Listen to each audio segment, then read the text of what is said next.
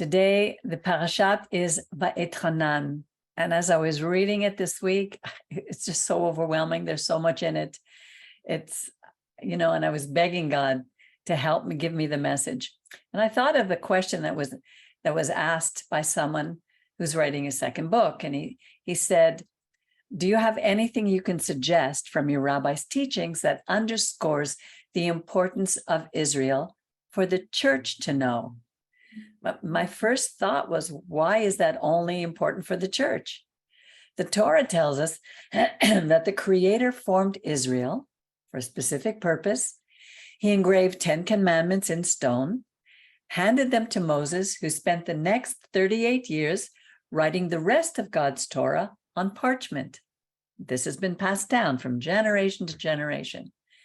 Now, Israel's mission has been to bring these 10 commandments to all the world, to live them, to be the example, so that we could be Or LeGoyim, a light to all the nations. It's not a religion for anyone to convert to. It's a way of living. It's the way of life. When any religion replaces the Torah with their books, they are in direct opposition to the Creator. As it's written in this portion, Vaetchanan, you shall not add to anything that I command you, or take away anything from it, but keep the commandments of the Lord your God. Moses was emphatic when he reminded the people that the Lord spoke to you out of the fire.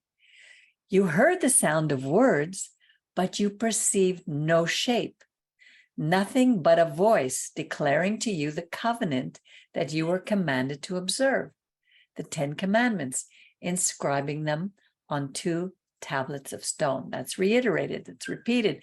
Many, many things are repeated in this portion. Israel was not formed as a nation to keep the Torah for us. We were not to say to the other nations, you have your God and we have ours. You have your books and we have ours. There's only one God and one Torah for all. God doesn't change his mind. And Deuteronomy 4:19 is crucial. Moses repeats, since you saw no shape when the Lord spoke to you at Horeb out of the fire, for your own sake, therefore, be most careful to not act wickedly, and make for yourself any sculptured image in any likeness whatsoever. And here, this is a little different from the one we usually read, because Moses is repeating, but there are some changes. He says, in any likeness whatsoever, the form of a man or a woman, including beast, bird, crawling thing, or fish. No wonder the many religions of the world, with all their images, had to either change or fully deny the Torah. Moses told them that God was not speaking only to that generation standing at the base of Mount Sinai, but to every generation afterwards. That's you and me. In Vaetchanan, the 10 commandments are repeated. And as I said, they're not exactly word for word, but their life-giving principles remain the same. Now, all the heads and elders of the tribes went to Moses and said, our God, the Lord our God, has just shown us a majestic presence, and we have heard God's voice out of the fire. And God responded, may they always be of such mind to revere me and to follow all my commandments, that it may go well with them and with their children forever. And as we say, Alavai, may it go well with us and our children forever. And it's just a matter of obedience. And if we could see that, the consequence for our disobedience leads to all the ailments plaguing this planet. If we leave the Creator out of any of our efforts to try to fix things, we are bound to fail. Now that reminds me of another question I was asked this past week. So how can we, how can we possibly fix the things that are wrong on this planet? Without God, we can't. With him, we begin by fixing ourselves, with each one of us. And the Torah helps us to understand how to do just that. It contains the formulas. his 10 commandments, Israel's constitution, by which we can measure all truth. Without them, chaos reigns and anything goes. Just look around. How many people are suffering physically, emotionally, financially, mentally? Because of this, many question if God is even listening or if he cares about us, while others doubt his very existence. We're so quick to blame others, and especially God, for our misfortune. Yet the answers lie right here in Torah and in this portion, which speaks for itself.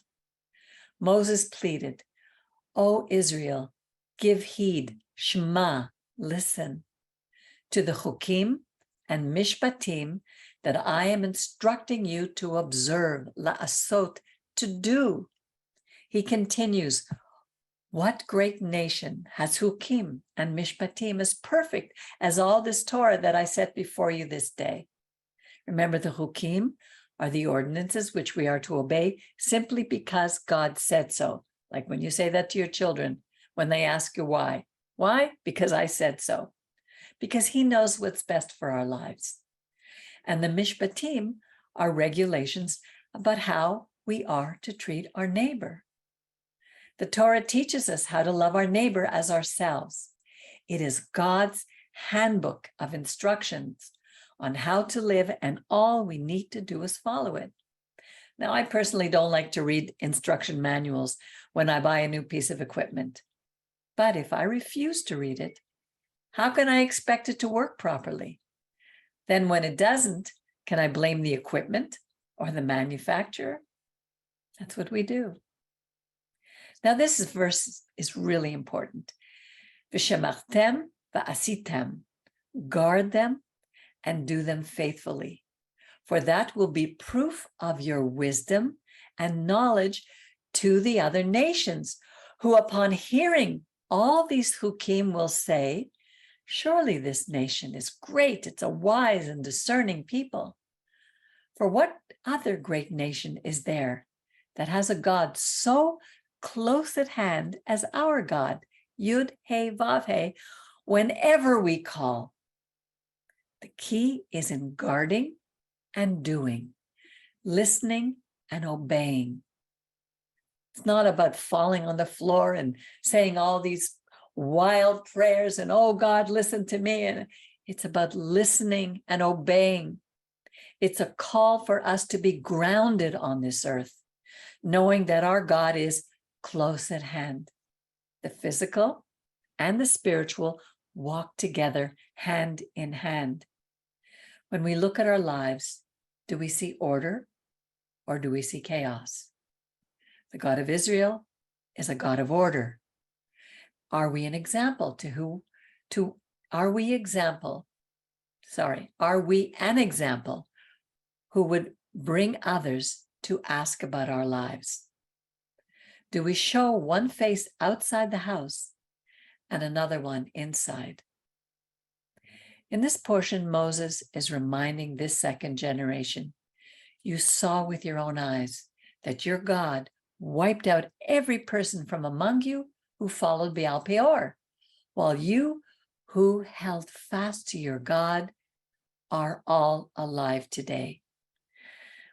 Boy, when I read that, I thought if I had known the Torah when I was young, these young ones are so blessed they don't realize it now, to have parents who are teaching it to them, because I would have been protected from all the New Age ideologies that messed up my life.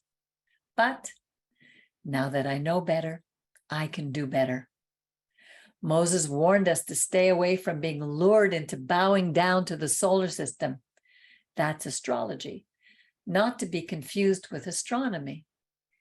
It may seem harmless to rely on the daily horoscope, which is just one of their teachings.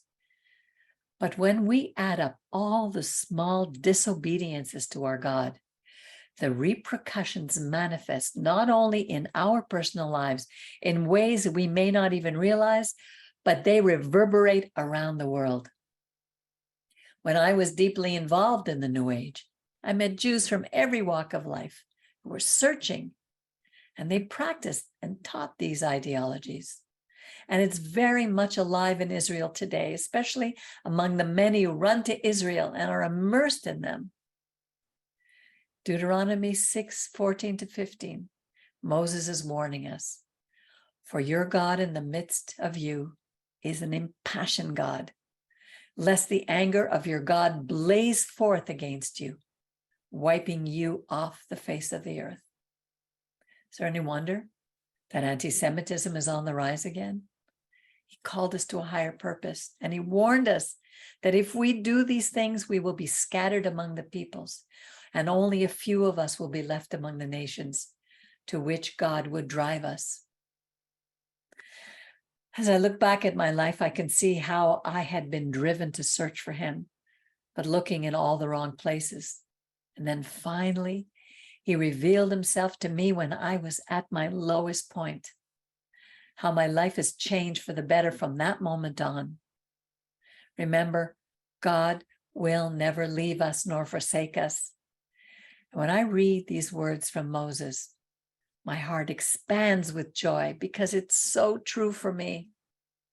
Listen, if you search there, meaning here where we are in diaspora, you will find your God, Yud He Vav He. If only you seek with all your heart and soul, when you are in distress because of all these things that have befallen you, and in the end, return to and obey your God. For your God is a compassionate God who will not fail you nor let you perish.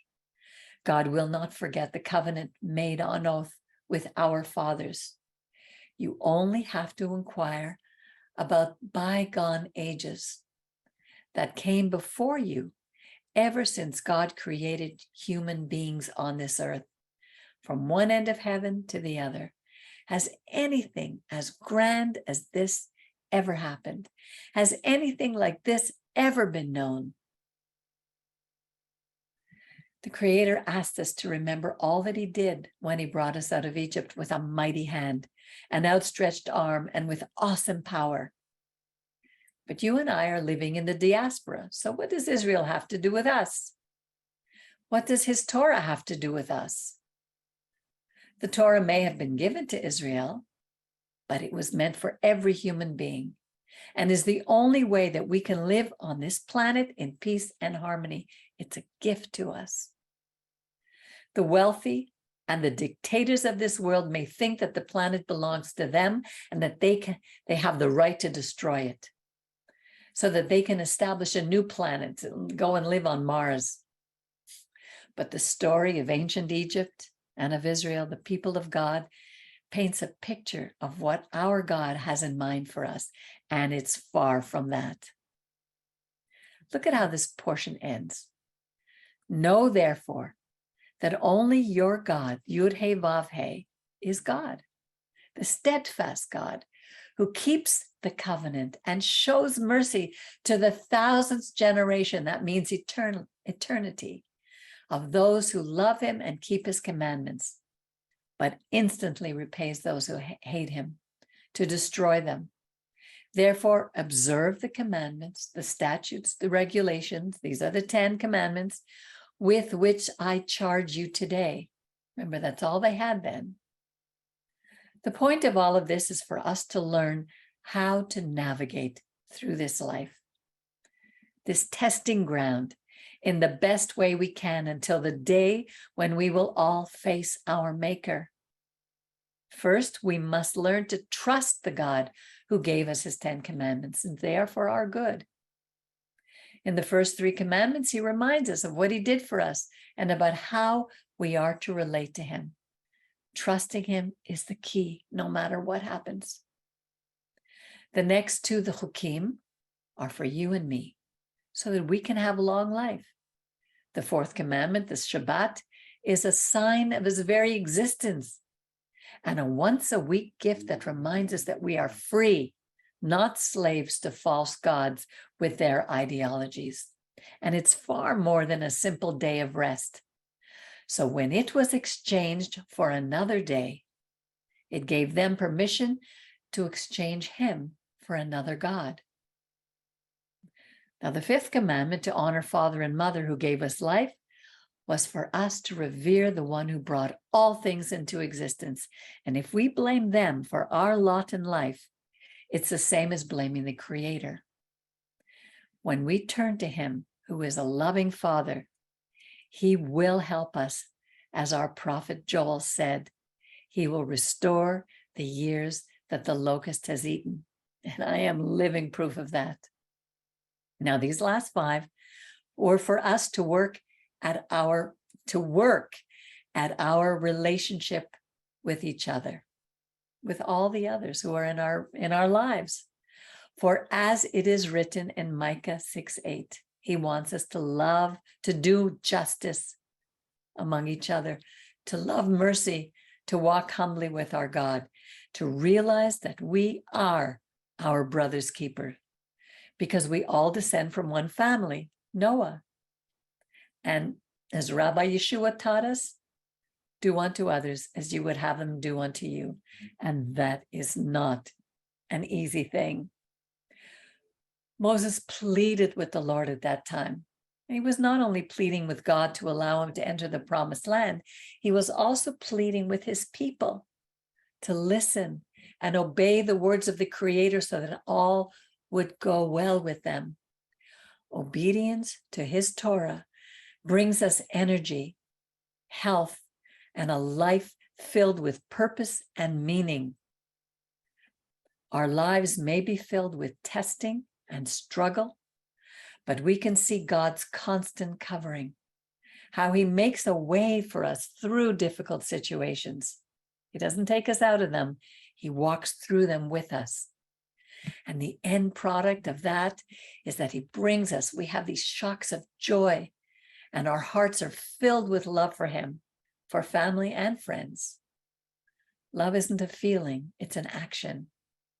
It's not always easy to do, but for God so loved the world that he gave us his Torah, so that whosoever might listen and obey would have peace and fulfillment in abundance in their lives. Shabbat Shalom.